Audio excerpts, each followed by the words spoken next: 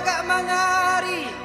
Tinggi semut tinggi rendah semut rendah bagi ko alam manatang padi pulang patang bagi gasing dilenungkan. Oh bale-bale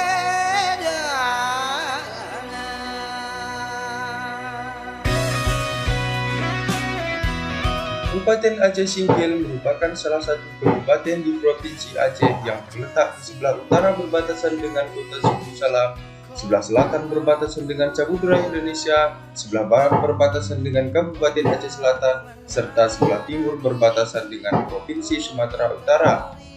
Sebenarnya, Singkil sendiri sudah dikenal sejak dalam pentas sejarah Aceh Darussalam. Daerah inilah yang melahirkan dua tokoh intelektual yang keilmuannya masih dipelajari sampai saat ini. Mereka adalah Syekh Hamzah Bansuri dan Syekh Abdul Rauf As-Singkili, yang juga pernah menjabat sebagai Qadi Malikul Adil dalam struktur kerajaan Aceh Darussalam. Berbicara tentang budaya desa, ada hal menarik yang sampai saat ini masih dilakoni oleh masyarakat Kabupaten Aceh Singkil. Salah satunya adalah masyarakat Desa Pemuka. Tradisi yang diwariskan turun-temurun itu dijaga dan dirawat dengan baik.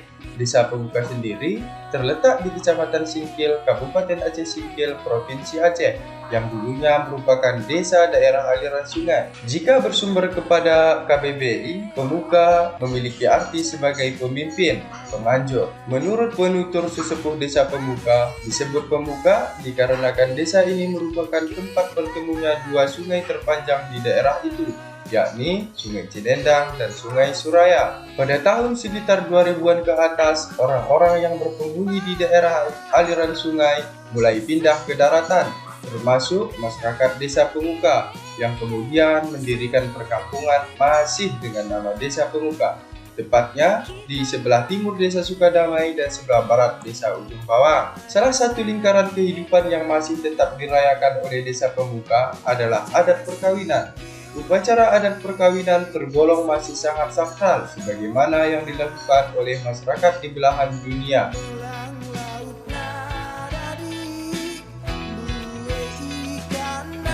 Di Singkil, perkawinan juga dianggap sebagai proses peralihan manusia dari satu ruang kehidupan ke ruang kehidupan berikutnya.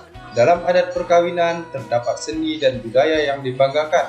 Salah satunya adalah tari dampeng. Adalah suatu tarian yang bisa ditampilkan untuk merayakan pagelaran suatu adat penting. Dampeng biasanya ditampilkan di saat acara pesta atau tegahan dan juga menyambut tamu-tamu besar dari pemerintahan atau dulunya diperagakan saat menyambut para raja-raja. Tarian ini diiringi dengan syair-syair khusus dengan menggunakan bahasa Singkil. Tari dampeng biasanya diperagakan oleh minimal 8 orang dan maksimal 12 orang. Sedangkan alat musik yang mengiringi tari dampeng adalah gendang bulat dan gendang pempana.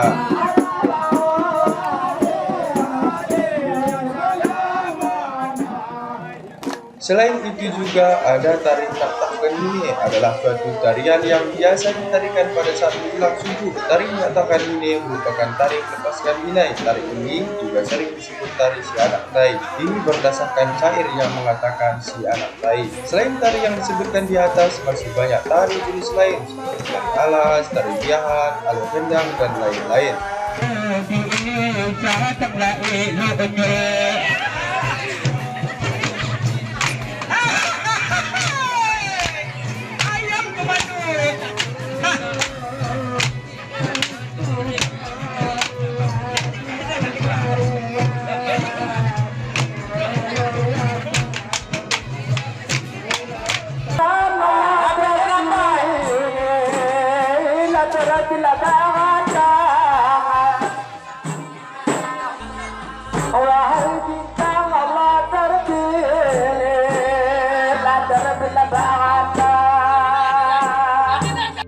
Gegunungan yang kita lihat ini merupakan kendaraan yang digunakan untuk arak-arak pengantin. Pegunungan atau sering juga disebut kekajangan ini telah ada sejak zaman kerajaan dulu dan kita lihat pula sampai saat sekarang. Akan tetapi, seiring berpindahnya masyarakat Desa Pemuka dari daerah aliran sungai ke daerah daratan, pegunungan itu pula terhapus dengan sendirinya. Meskipun jarang, tradisi arak-arakan menggunakan pegunungan itu masih dapat kita temukan di daerah lain. misalnya saja di Desa Teluk Rumbia dan Rantau Kedah. Selain yang telah kami sebutkan di atas, ada sebuah tradisi yang sangat menarik perhatian kami. Di Desa Pemuka, orang-orang menyebutnya mengaji batu atau mengaji lapal makna. Kami menyebutnya sebagai tradisi sebab mengaji batu ini sudah ada sejak dulu kala, yang merupakan warisan leluhur yang masih dirawat sampai sekarang. Kami beruntung dapat menyaksikannya pada hari itu dan mendapatkan kesempatan untuk mengabadikan momen pengajian itu dengan langsung terlibat di dalamnya. Mengaji batu itu sendiri bertujuan untuk mendekatkan diri kepada Allah dan Rasul-Nya. Mulanya, kajian ini menggunakan wadah kain dan batu yang disusun sesuai aturan dengan jumlah yang telah ditentukan. Sehingga tradisi dengan metode ini disebut dengan mengaji batu. Batu-batu yang telah disusun sedemikian rupa tersebut merupakan tanda baca yang masing-masing batu memiliki makna yang berbeda. Pengajian ini dipimpin oleh seorang yang dituakan yang kemudian diangkat menjadi guru. Metode yang digunakan adalah metode hafalan. Seorang guru memulai bacaan dengan menunjuk-nunjuk dari loncatan batu satu ke batu yang lain dengan diikuti oleh pengikut pengajian lain. Hal ini berlangsung sekitar 1-2 jaman. Seiring perkembangan zaman dan sebagai sebuah upaya melestarikan media kain dan batu tersebut diganti menjadi kain yang dibuat lingkaran dengan alat tulis dengan tanpa merubah susunan atau letak awal batu sebelumnya. Hal ini juga dilakukan demi untuk memudahkan perawatan, menyimpan dan membawa media pengajian ini ke tempat-tempat pengajian. Maknana jalan terikat. Tujuan enda jalan menghadap kepada Allah. Enda pengajian enda sejak nenek kami, nenek moyang kami naik. Awalnya dari batu. Enda memaksudkan agakku kak muda-muda mo. Karena mula muda-muda kan ia sekolah. Kami enda kalau udah sekolah, kalau buta huruf. Di masjid diadakan, di karya, di suho diadakan. Kami kaya, menyusun batu kan kaya. Tradisi budaya di Pemuka yang sangat mulia lainnya adalah peringatan hari kelahiran Nabi Muhammad SAW. Ialah Zikir Maulid. Zikir Maulid merupakan tradisi pembaca kitab Sarafal Anam yang berisi syair-syair pujian kepada Allah dan Rasul-Nya Muhammad SAW. Pembaca Zikir Maulid Nabi ini diawali dengan hidangan pembuka berupa makanan kecil seperti kue, buah-buahan, dan minuman. Setelah itu dilanjutkan dengan hidangan makan dengan berbagai lauk-pauk dan makanan yang istimewa. Hidangan-hidangan itu diperuntukkan untuk para tamu undangan yang biasa merupakan masyarakat dari desa tetangga.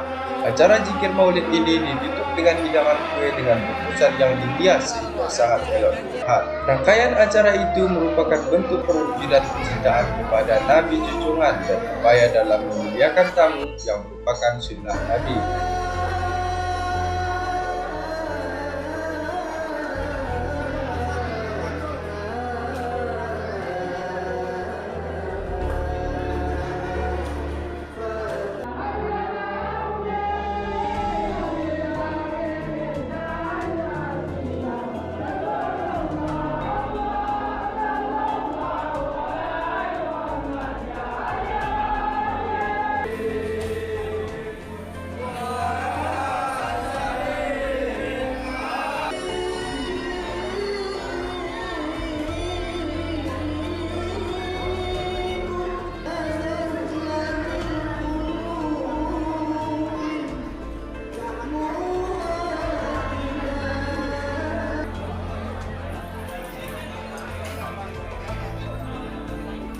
Nah, itu dia cerita budaya desaku. Semoga tradisi budaya desaku akan tetap terjaga dan dapat dikenal dunia.